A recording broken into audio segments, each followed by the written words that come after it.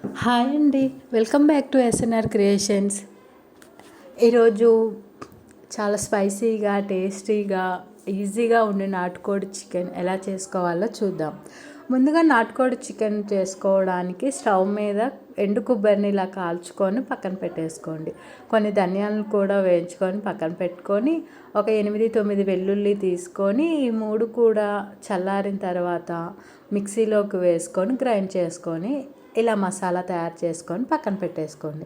ఇలా చికెన్కి టమాటా, ఆనియన్, పచ్చిమిర్చి ముందుగానే కట్ చేసి పెట్టుకొని, ఇప్పుడు స్టవ్ మీద ఒక కళాయి పెట్టుకొని అందులో ఒక 3-4 టేబుల్ స్పూన్ దాకా ఆయిల్ వేసుకొని, ఆయిల్ అనేది వేడైన తర్వాత ఆనియన్స్, పచ్చిమిర్చిని ఫ్రై చేసుకోవాలి.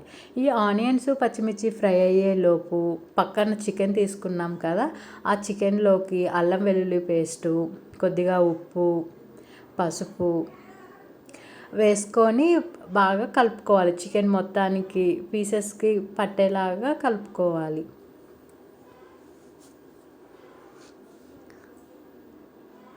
ఇలా కలుపుకొని పక్కన పెట్టాక ఇందులో టమాటాలు కూడా వేసుకొని ఫ్రై చేసుకోవాలి. ఇలా ఫ్రై అయిన తర్వాత ఇందులో మనం ముందుగానే కలిపి పెట్టుకున్న చికెన్ని యాడ్ చేసుకోవాలి.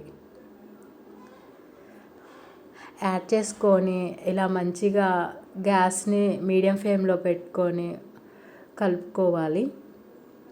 చికెన్లో వాటర్ వస్తుంది కదా ఫ్రెండ్స్, అవి అనేది ఇంకిపోయేంత వరకు ఉడికించుకొని తర్వాత చికెన్కి సరిపడా కారంని యాడ్ చేసుకోవాలి. నేనైతే ఒక 2-3 టేబుల్ స్పూన్ వరకు కారం యాడ్ చేసుకుంటున్నాను.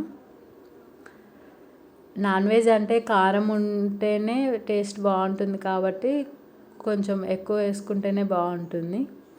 ఇలా వేసుకున్న తర్వాత ఇందులో కారం, ఉప్పు టేస్ట్ చూసుకొని సరిపోయిందా లేదా అడ్జస్ట్ చేసుకొని వేసుకోవచ్చు.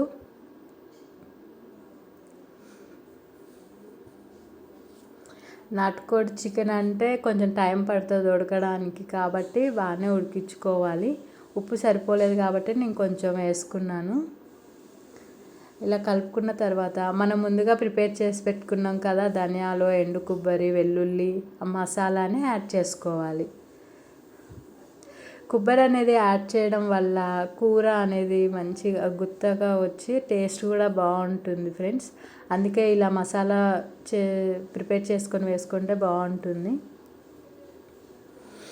ఇప్పుడు మనం ఇంట్లో తయారు చేసుకున్న మసాలా ఉంటుంది కదా, అది కూడా కొంచెం యాడ్ చేసుకొని బాగా కలుపుకొని మూత పెట్టేసుకోవాలి.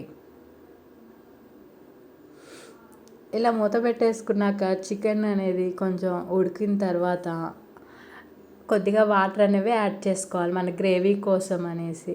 ఇలా నాటుకోడి కాబట్టి కొంచెం ముక్క గట్టిగా ఉంటుంది కాబట్టి మటన్కి ఎలా అయితే కొంచెం వాటర్ యాడ్ చేసుకుంటామో అలానే యాడ్ చేసుకొని కలుపుకోవాలి. ఇప్పుడు గ్యాస్ అనేది ఫుల్ పెట్టేసుకొని మూత పెట్టేసి బాగా ఉడికించుకోవాలి. ఇది నాటుకోడి కదా ఫ్రెండ్స్, అందులో ఎగ్స్ ఉంటాయి కదా అవే చూపిస్తున్నది. ఇప్పుడు లాస్ట్లో ఫైనల్కి వచ్చే వరకు పుదీనా, కొత్తిమీర అనేది యాడ్ చేసుకొని కలుపుకోవాలి.